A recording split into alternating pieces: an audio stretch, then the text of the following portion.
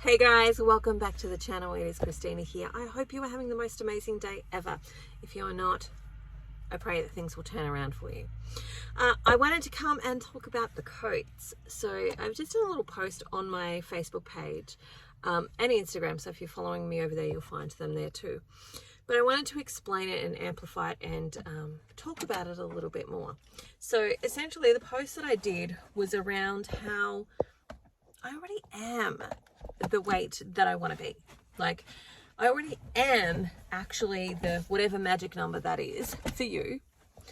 If you are carrying extra weight, you already are that magic number. You've just got a little bit more on. And so what I mean by that is right now, I still have about 40 kilos that I want to lose. So I am already the 65 kilos, the 75 kilos, the 85 kilos, the 95 kilos, whatever that number actually is, I already am that number. But it's like I already have coats on. So let's say it's the 70 kilos, because that's kind of a reasonable number. If it's 70 kilos, then I only am 70 kilos. But I've got, 30 kilos of jackets on, or 20 kilos of jackets on, or 10 kilos of jackets on, depending on where you already are at the moment. Now, it's like wearing these big overcoats. And I was talking to my husband about it the other day and just kind of expressing it like this, because he's currently about 30-ish kilos lighter than I am. And so we can both walk up a hill, and he can walk up that hill a little bit more agile and a little bit easier than I can. And what I was expressing to him is that when we both walk up the hill, we're doing the same activity, but I'm doing it harder. In the sense that it's like you walking up the hill, but you've got a backpack with 30 kilos of rocks in it. And how much harder would it be for you walking up that hill? And he's like, oh yeah, that would be quite a bit harder. Like it'd be, having one of our kids strapped to your back, like one of our smallest children maybe, strapped to your back and trying to walk up that hill. And I would tire out more easily. I would find it a little bit more challenging to do it, all of that type of stuff. And I'd, be a little bit more exerted and need to, use a little bit more energy to do that. Just move that a little bit. And so what is happening for us as individuals who are carrying extra weight is that we are the number that we want to be, or we think we should be already, but it's like we're wearing jackets. And those jackets are the jackets from the past. So for example, you might have experienced in your life some unwanted sexual attention. So you put on a jacket, and that jacket makes you feel safe, makes you feel like you've got a little bit more protection, that maybe people will be less interested, that you're subconsciously saying, don't come here, I'm not open, I'm not available, I'm not receptive for this. And so that jacket makes us kind of feel safe. Then something else might happen in your life. And it might be, for example, that you get in a relationship, but you lose a baby. You put on another jacket. And then maybe you have a baby, but you have birth trauma, and you put on another jacket to help you manage that. And, then maybe you struggle to breastfeed. Put on another jacket because you've created meaning out of that trouble with breastfeeding. Maybe you have some financial challenges. You maybe didn't make some great decisions and you've got some financial challenges. Put on another jacket. Every time you go through some type of stress, if you're not facing that stress and dealing and moving through that stress, you put on a jacket. And that jacket is both a physical and an emotional jacket. It's the physical jacket where you put on extra layer of fat because you eat your emotions, but it's also a emotional jacket because it's keeping those emotions at bay. It's stopping you from expressing and feeling those emotions, and it is becoming some more baggage that you carry around with you because you're kind of suppressing it instead of actually focusing on it or dealing with it, or allowing yourself to move through it and actually get to the realization and the questions around it. Like, is this even the truth? Like, for example, in the situation, and this is one for me, with my first baby, I struggled to breastfeed, and then I struggled for about 4 more babies. 3 more babies, because it was baby number 5 that I figured out what to do. But for the first 4, the first one I got to about 3 months. And I remember looking at this baby going, this is something I should be able to naturally do. What's wrong with me? I must be broken. There must be something wrong with me. I'm not a good mom. I can't be, like, this is the basic things of what a mother should be able to do for her baby. Feed her, right? And I couldn't. And so I made that mean stuff about me. And then, of course, that happened for another 3 babies. It wasn't until baby number 5 that I went, oh my gosh, Christina, it's just that your body doesn't have enough. It's not that you're broken, that you're something wrong with you, but your body doesn't have enough. Give it enough and it did the thing. So, by baby number 5, I'd figured out that, I needed the cues of hearing my baby's cry. So we took away the dummy and we didn't use that. And then I also needed to up my minerals. My minerals were so deficient that my body couldn't give to this baby what I didn't have. Like, it'll give to a point. It'll give to a point of deficiency for you, but it won't go past that point. And so it then makes a choice. Well, the baby could probably have something outside of this space that'll actually keep it alive. So we've got to cut this off. And so it reduces the milk naturally. And so when I started to feed myself in a way that actually filled up those nutrients and allowed my body to have enough to give away, I was able to feed that baby for 2 years. And then, of course, I knew how to do that for the rest of the babies. And so I made meaning that was not there in that situation. The meaning was that I wasn't enough, when actually it was, I don't have enough. And if I give myself more, I will have enough and I will have more to give away. And so we do stuff like that all the time, where we have a situation that has taken place and we've created meaning out of it. And we assign that meaning. That meaning is not necessarily the truth. The meaning may be a version of the truth or a fraction of the truth, but it's not the whole truth very often. And in our egocentric ways, we often make that meaning something negative about ourselves. Like, we're looking for and searching for the evidence in the world that's going to prove that we're not enough, we're not lovable, we're not worthy, we're all of the things that we believe that we aren't. And we're looking for the evidence in the world to create that and to make that the truth. And so these situations provide us with that. And so when I'm talking about the codes, what I'm talking about is the situations in our lives, and they can be any and varied. They don't need to be as traumatic as some of the things I've mentioned. They can be really simple things, like, even just having an argument with your mum, or an argument with your best friend, or an argument with your husband, or, when you're a little kid, your dad said something to you, which, he didn't necessarily mean at that in the way that we took it, but we took it in a way and we've created meaning out of it. And then from there, we've, looked for the evidence and created the evidence in our lives to make that the actual truth.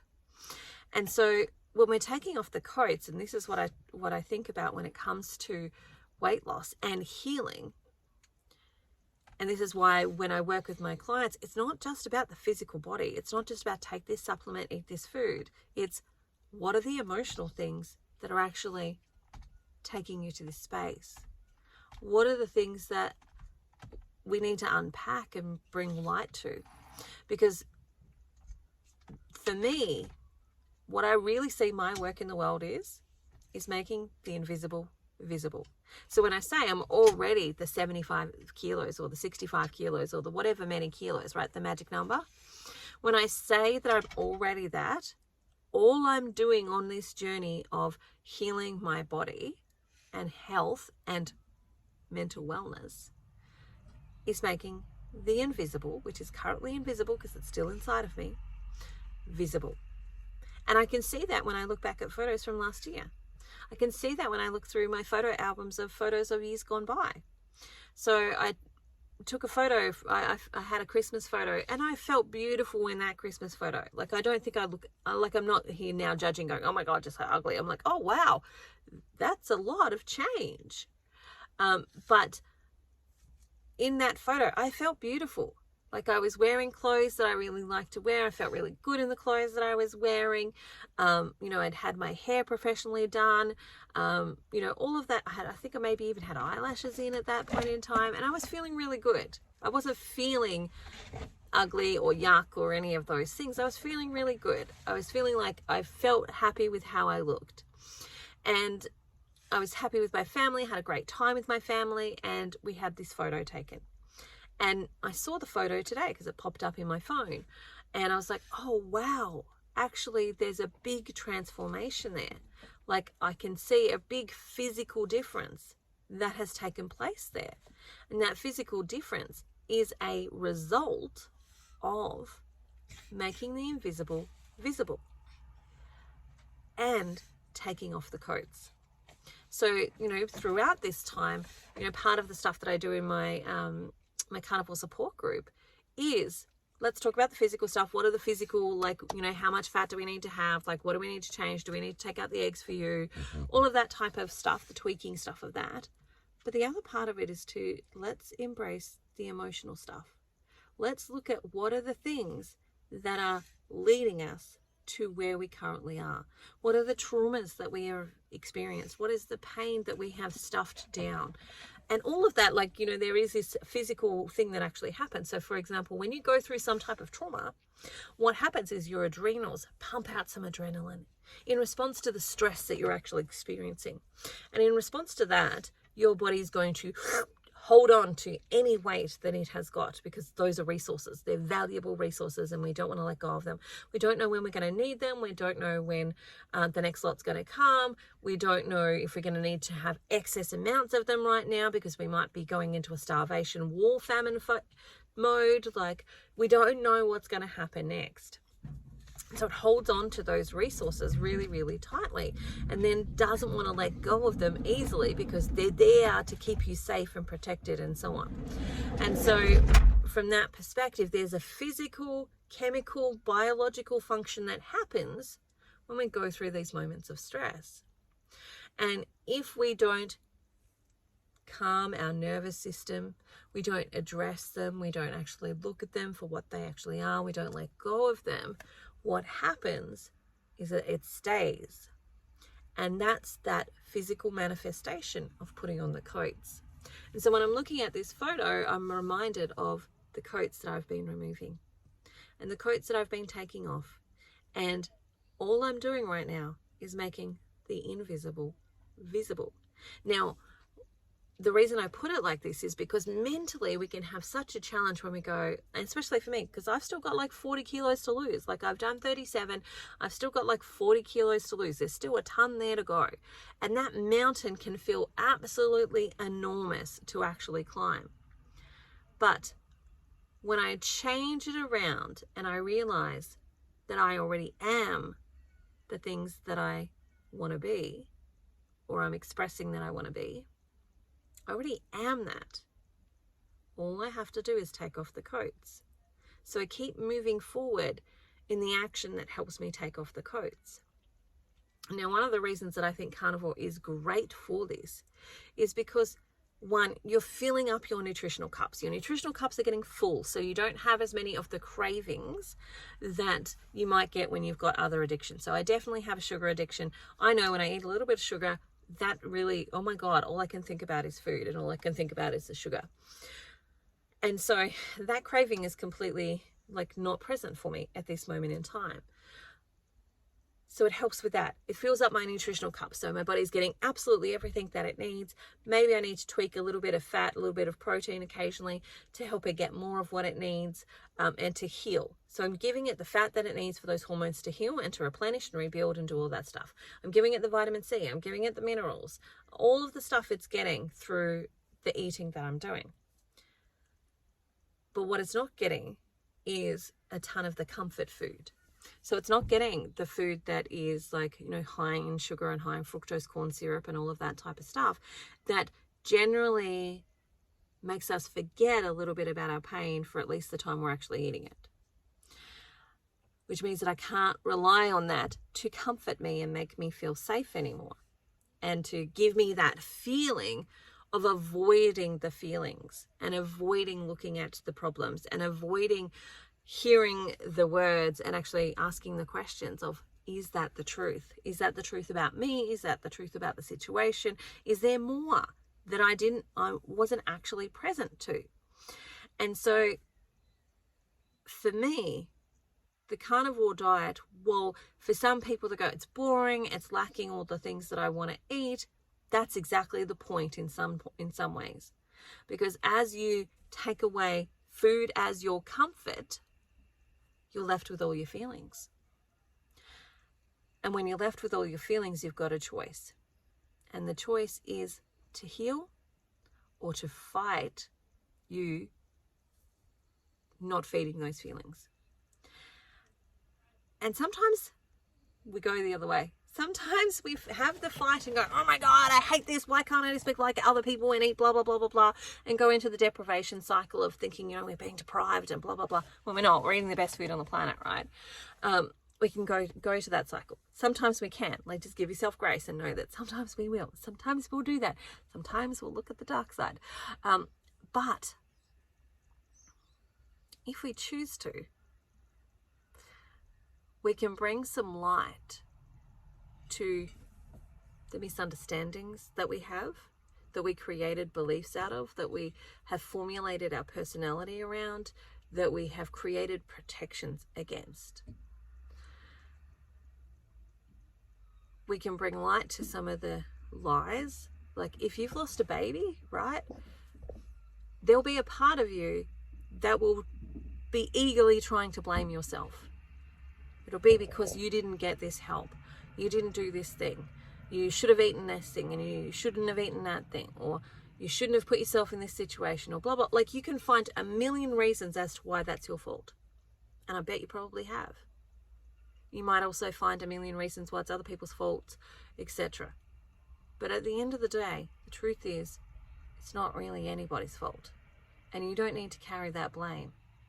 It's a really crappy thing that's happened. And it's allowed to be a really crappy thing that's happened. Nobody needs to be blamed for that. Nobody needs to carry the pain for that and the blame for that. It's horrible. And it's okay for it to be horrible. You don't have to hide that it's horrible. You don't have to pretend that it's not horrible. It's okay that it's horrible. And stuffing down the feelings of that doesn't make it go away.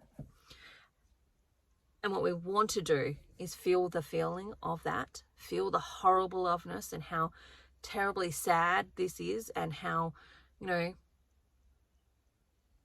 I should have seen, should have experienced, should have had these experiences with this child.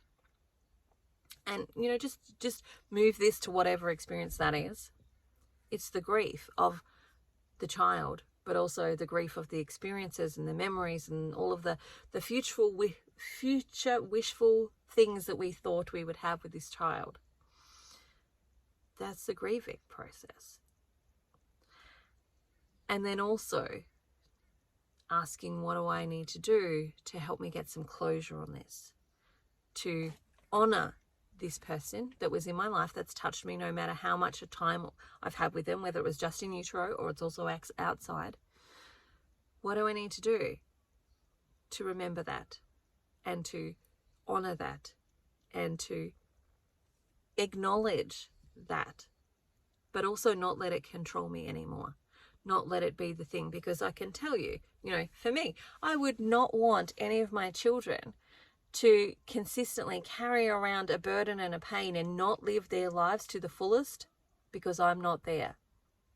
That's not what I would want. I would want them to live their lives to the fullest. I would want them to suck as much joy out of this experience on earth as they possibly can, knowing that it's not the end of the experience. It's just a part of it.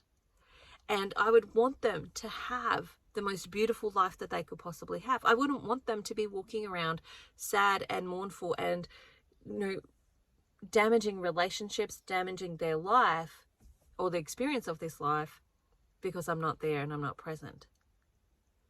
That's not what I would want. And my imagination would be that the little people, the special people in our lives that we've let go of, wouldn't want that either. It's not what they want. That's not how you honor them. You honor them by living a really great life and remembering them, taking them places with you by carrying them in your heart and going, look at this amazing thing. You get to experience it through me. And finding a way that actually helps you do that. You can't bypass the step of the grieving. You can't bypass the I'm not feeling sad bit. Like, you can't do that. We try to do that. We try to do the spiritual bypass, like, try and move past it without actually going through it. You can't. You have to move through it. But you're not meant to sit there. Like, as we walk through the shadow of the valley of death, we fear no evil. It's walking through that valley. It's not, I'm going to sit down and make up camp and build my residence here. It's, I'm walking through the valley of the shadow of death. And I'm going to get to the other side. And so it's by moving through our feelings, feeling them, and allowing themselves to move through us, because they're just energy in motion. That's what emotions are. Energy in motion. Moving through those feelings and having the motion, but also creating something beautiful out of it. Nothing's for nothing. It's all for something. Create something beautiful out of it. As we do that, we take off a coat. As we do that, we take off one of those protective layers. Because what we don't realize is when we put on those coats is that we think it's keeping us safe. We think it's protecting us.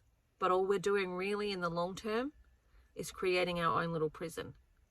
A prison that keeps us stuck, that keeps us not being able to fully, completely experience the world that we're in, not being able to fully, completely experience the relationships that we have, the experiences that we have, because they're all buffered by this protective coat that we've put around ourselves.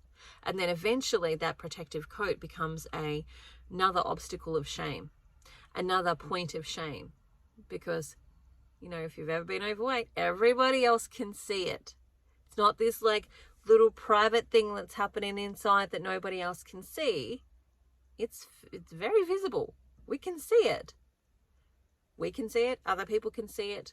They don't see it the way that it actually is. They see it as like a bad thing, like, you're fat, you're lazy, you're blah, blah, blah, blah, blah, like all the other rubbish stuff. They don't see it that way. But how they should be seeing it is, that person's wearing so many coats. I'd love to help them take some off. I'd love to be able to hold space for them as they release and take off those coats. Celebrate with them as they decide to let go of the old stuff and realize that they're worth living for. Be with them in those moments. And they don't see it like that. They see it as something else. But that's what happens, is that eventually the coats that we've been putting on becomes another point of shame. Look at how lazy I am. Look at how worthless I am. Look at all this stuff. Like, it becomes the evidence that we are unlovable, unworthy, and enough, and we deserve the pain that we've been experiencing in our lives. That's what it eventually becomes. Again, it's not the truth, because you were lovable. You are already worthy. You are already enough. You have been all of those things from the moment you were formed. From the moment you were formed, you were already those things. The only thing that's changed is that we've bought into the lie, that we've believed the lie, which is that you're not those things. And it's the same with the weight. You're already the number on the scale that you want to be. You've just got on some coats. And as we take off the coats, you become the number. You become the visible version of the invisible self. You bring the invisible self to the visible. Now, we put on these coats because of many reasons, many traumas, many things that we go through in our lives. But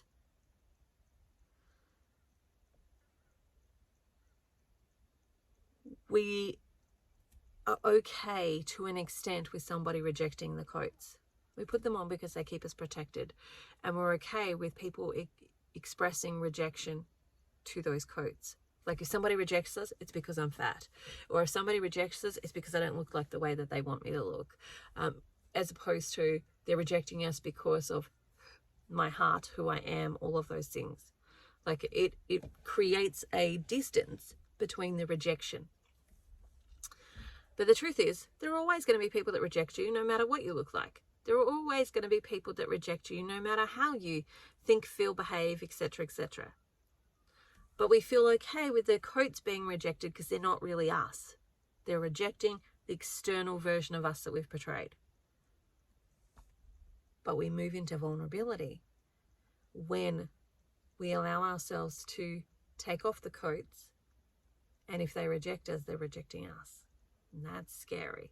And that's one of the many reasons that we keep our coats on, because we don't want to be rejected. We don't want to be hurt. We don't want people to hurt us and reject us at our core. But the truth is, the only person that needs to never reject you is you. And if you can get to that place, doesn't matter what anybody else does. Doesn't matter what anybody else thinks. Because you're still with you. All right. I'm going to leave you with that. I hope it resonates with you. I hope it touches you.